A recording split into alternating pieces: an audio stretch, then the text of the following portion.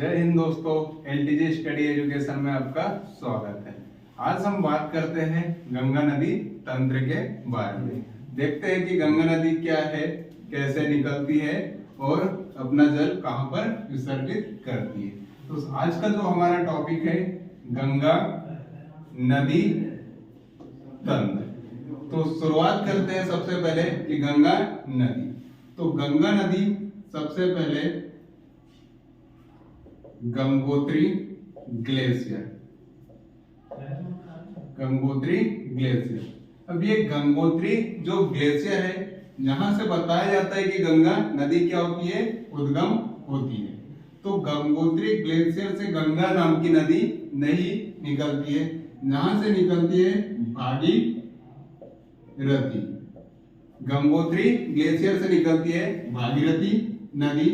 अब ये क्या होती है, आगे बढ़ती है और एक स्थान अपना आता है बद्रीनाथ। अब ये जो बद्रीनाथ है, यहां से निकलती है अलकनंदा नदी। अब ये बद्रीनाथ में क्या होता है, बद्रीनाथ में एक जगह है जिसका नाम है सतोपंत ग्लेशियर। अब ये सतोपंत ग्लेशियर से क्या होता है, जब ये ग्लेशियर यहाँ से पिघलता है तो पिघल कर क्या बनता है, इसका पानी बनता है। तो यहाँ से एक धारा निकलती है, इसका जो धारा निकलती है ये होता है विष्णु गंगा। अभी विष्णु गंगा जो धारा निकली है, कहां से निकली है, सतोपंत ग्लेशियर से। अब ये जैसे ये धारा आगे बढ़ती है तो यहाँ पर एक नदी आकर मिलती है धौली गंगा।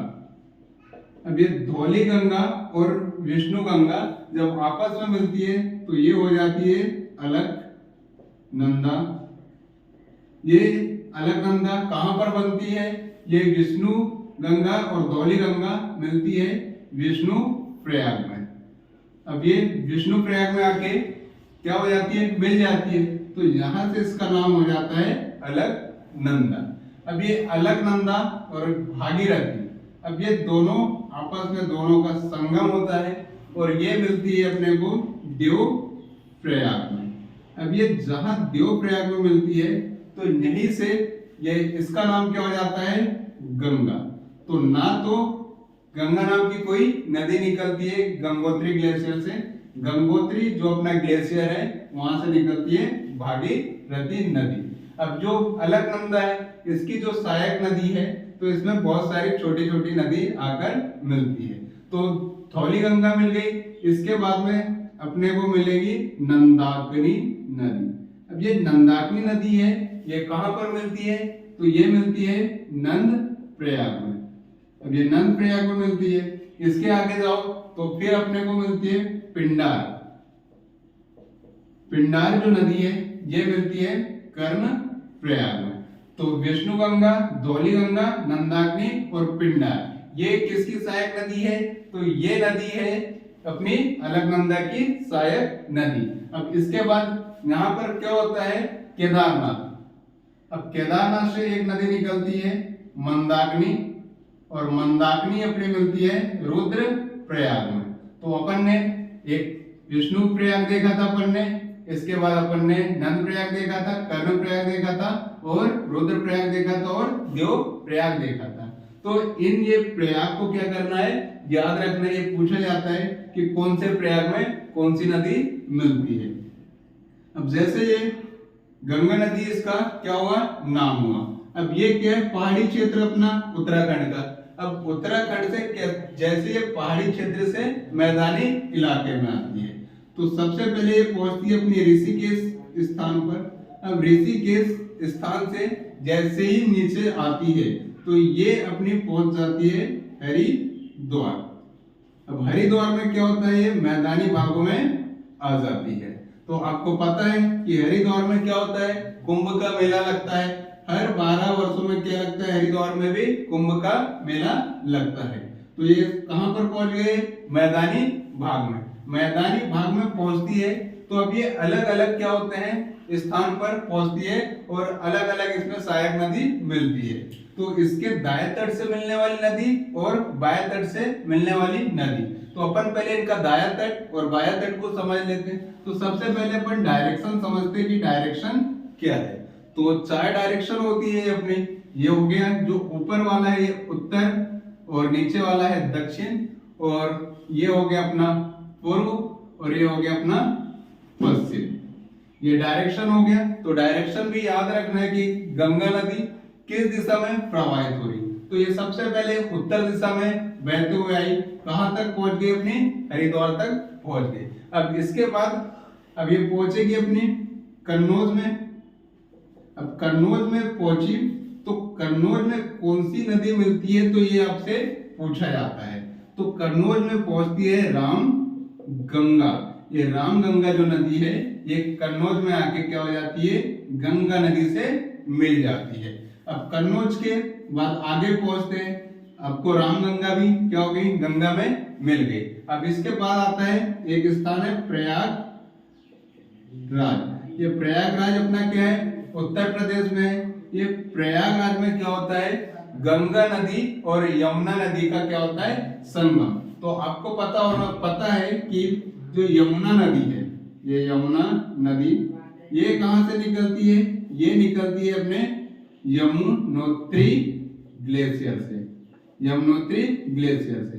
अब ये दाएं तट से मिलती है कि बाएं तट से मिलती है, तो आपको डायरेक्शन बता दिए थे, उत्तर दक्षिण पूर्व पश्चिम। अब ये नदी किस दिशा में बह रही है, ये उत्तर से बहते हुए आ रही है, नीचे की ओर जा रही है। तो इसका दायां तट और बायां तट क्या होगा, तो दायां तट और बायां तट समझने के लिए जिस दिशा में, जिस डायरेक्शन में नदी क्या हो रही है, प्रवाहित हो रही है, तो उस दिशा में क्या हो जाना है, अपने को सामने खड़े हो जाना। तो ऐसे बह रही है, तो ये हो गया इसका बायां तट और ये हो गया इसका दायां तट। तो अभी जितनी भी नदी मिल रही है ये अपने को मिली थी बाएं तट से, लेकिन जो यमुना नदी है ये अपने को कौन से तट से मिल रही है, ये मिल रही है दाएं तट से। तो आपसे ये भी पूछा जाता है कि गंगा की सबसे बड़ी सहायक नदी कौन सी है, तो गंगा की सबसे बड़ी सहायक नदी है यमुना। याद रखिएगा, यमुना कहां पर मिलती है, यमुना मिलती है गंगा में प्रयागराज में। कहां मिलती है, प्रयागराज में। तो याद रखिएगा कि गंगा की सबसे बड़ी सहायक नदी दाएं तट से मिल रही कि बाएं तट से, तो ये मिल रही है दाएं तट से। किस स्थान पर, प्रयागराज में। अब प्रयागराज से क्या होती है, धीरे धीरे धीरे प्रवाहित होते हुए कहां पहुंच जाती है, अपने उत्तर प्रदेश राज्य से बिहार में पहुंचती है। तो जैसे ही ये गंगा नदी कहां पहुंची, अपनी बिहार राज्य में, तो बिहार में इसमें एक नदी मिलती है इसके बाएं तट से। इंपॉर्टेंट है, ये भी पूछा जाता है। 3 नदी का नाम याद रखना है आपको, गोमती, घाघरा और गंडक। 3 नदी के नाम याद रखने हैं साथ में, ये पूछा जाता है, गोमती, घाघरा और गंडक। तो गोमती मिलती है किस स्थान पे मिलती है, तो गोमती मिलती है गाजीपुर में।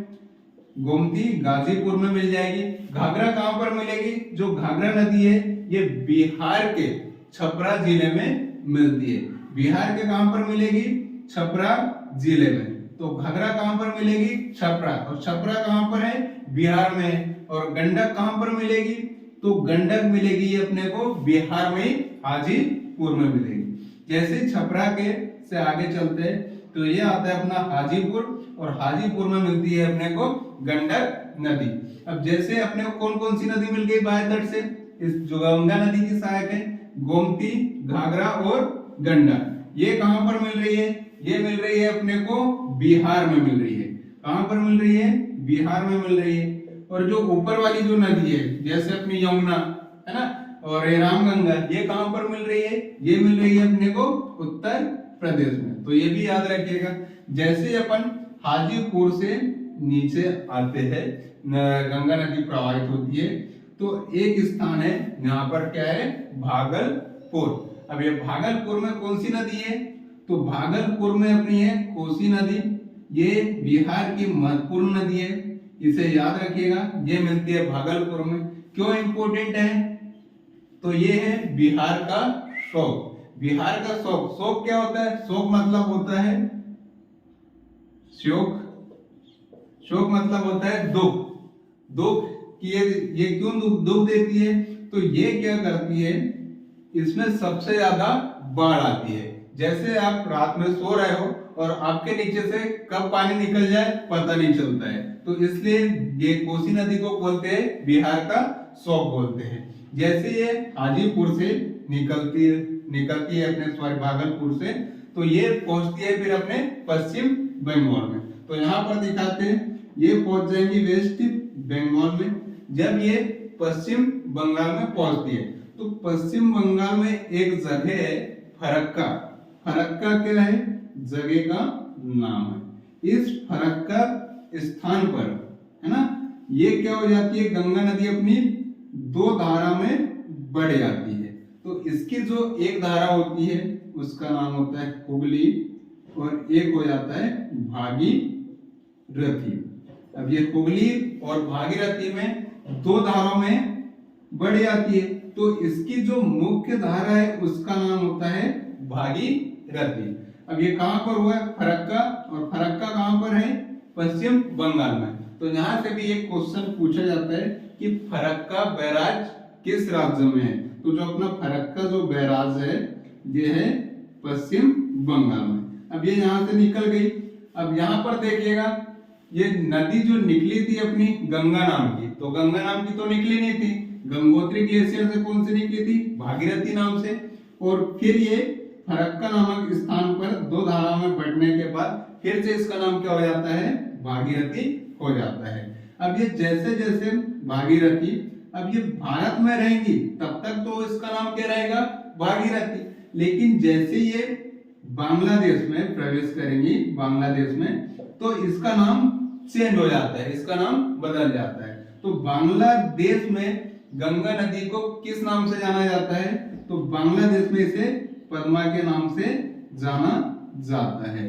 तो आपसे पूछा जाता है कि गंगा नदी को बांग्लादेश में किस नाम से जाना जाता है? तो पद्मा के नाम से जाना जाता है। जैसे ही ये पद्मा नदी में ब्रह्मपुत्र नदी आके मिलती है, अब ऊपर से क्या आती है? ब्रह्मपुत्र नदी आती है। जब पद्मा और ब्रह्मपुत्र क्या होती है? मिलती है आपस में, तो ये बन जाती है मेघना।